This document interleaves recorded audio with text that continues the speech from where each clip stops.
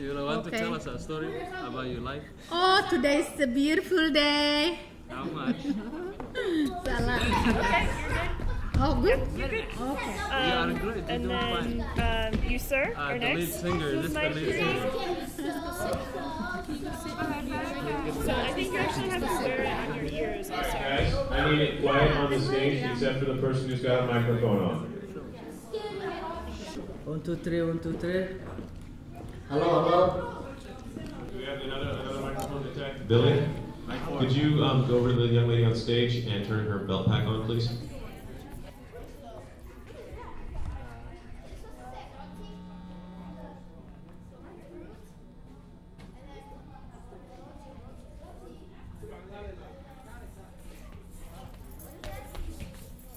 Okay, go ahead.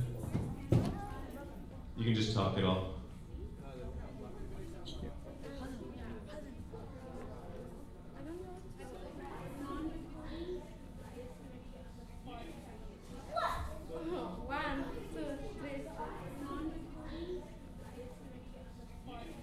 You can speak in Somali too. I just need you to talk.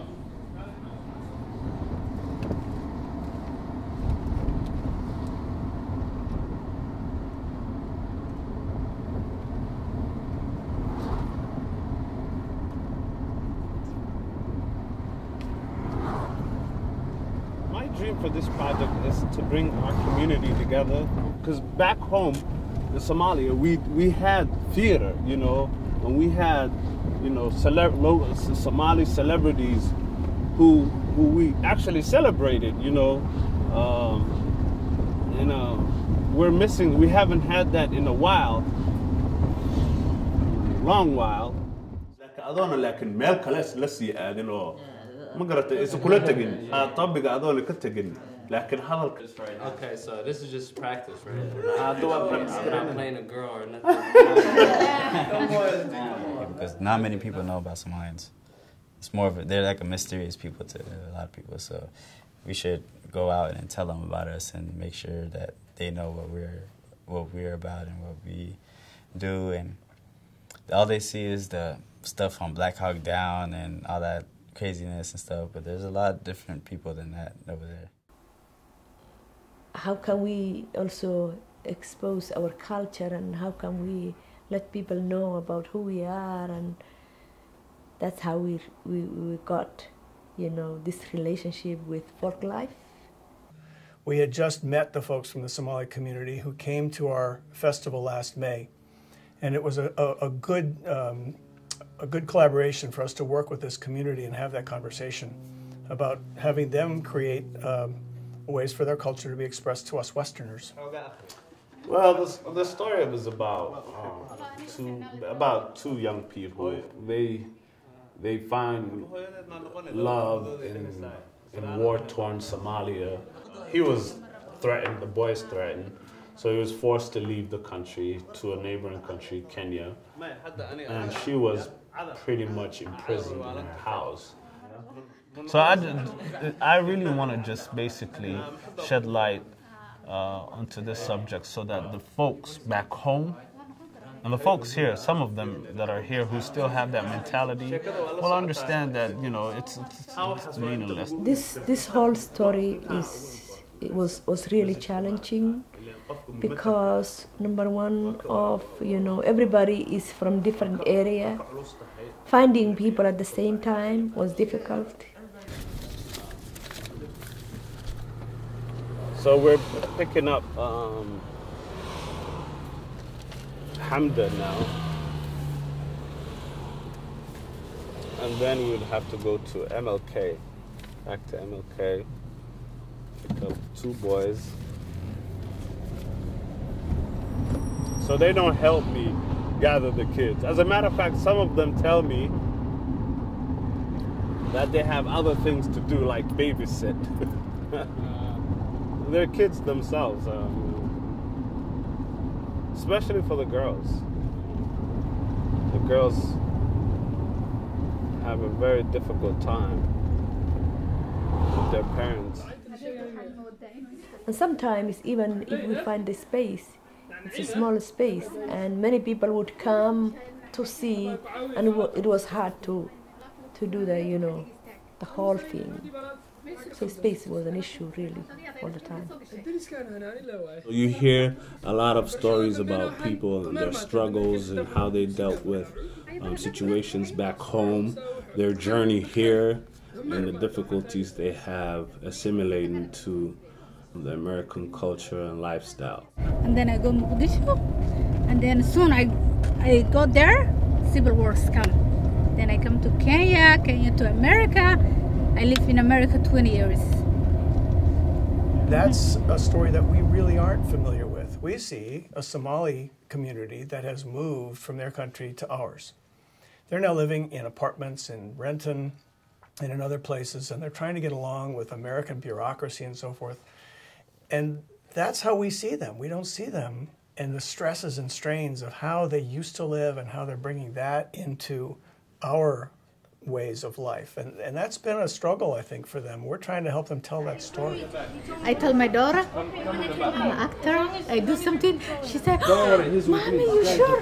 Don't open your hair, don't open your hair, don't show people your hair. And then I say, no, I'm not going to open my hair. And then I say, don't tell my two sons. There are some people who said, I shouldn't be doing this. So yeah, there are people who say, don't, showcase this about our culture. It's something that's, that's not going to shed good light on our culture and on ourselves. This project, this right here, this play that we're doing, is like going from one really pretty much orthodox place of doing things to coming back to America, and then all of a sudden completely free, and like you can make your own choices, and make whatever you do makes you, like to show the actual story and have that glimpse of looking back what used to happen in Somalia. It's really inspiring. Who did that? What did I just do? How? No, I didn't just do this. How did I move?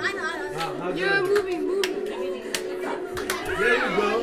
See how he's doing it? Oh, the rest of you guys, you feel stiff. Don't be stiff. Let yourself move. And lift your leg up like the left.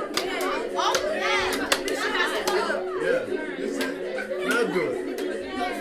The danto is a dance that is usually played in the regions of the Ogaden. The danto is played during, after the rain, when, the community prospers, when the young and everybody wants to play outside.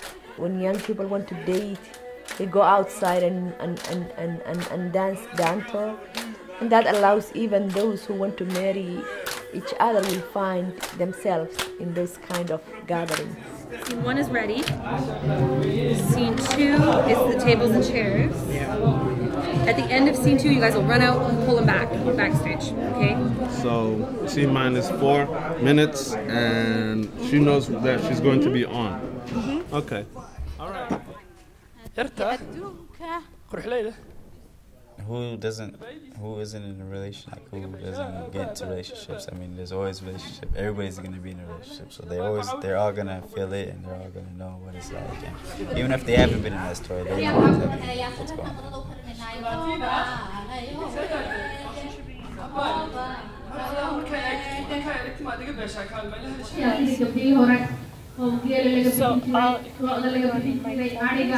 حتى سؤاله حتى سؤاله وربقاي داقي جنور يا حتى سؤاله والله واحنا والله بالله تالله ورا تاقي جنور. Yes, I really do have a point I want to make, and that point is that I just want to drive home that us Somalis should be judged for our own characters instead of, who my uncle is or who my father is, my grandfather is, and even my siblings. They don't represent me, I represent myself. No, we're all equal in the eyes of God, and that's what the Islamic teachings teach us. but against the Islamic teaching, against the civilization. Still, back home, there is some sort of discrimination in terms of who has to marry who. Okay, the latest crisis, well, it's not so much a crisis, it's, we have more than the people that we wanted to participate in the Danto dance, and we have too many people who want to do that. Other than that, you know, we're pretty much ready to go.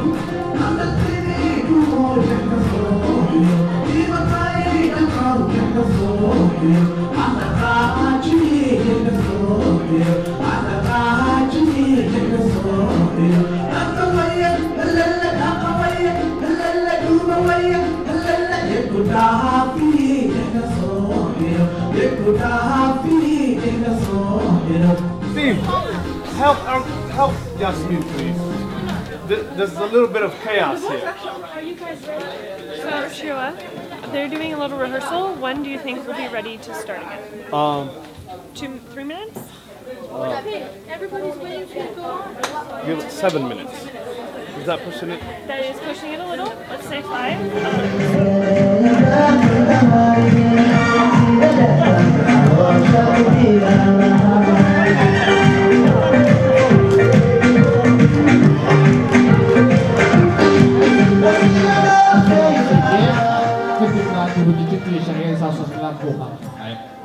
Okay, welcome to the United States. And welcome to America.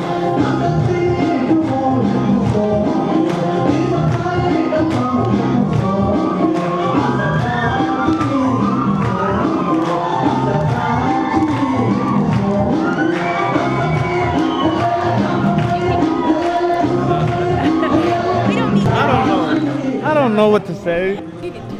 It's amazing. You know, never thought it would be like this way. You know, I just worked off my time to be here. I want to come be good actor and real actor. Actually, a really good thing that we all came together and how we do our love. We are here and we do matter. We're significant people. Thanks God, we are changing, you know, the old habits.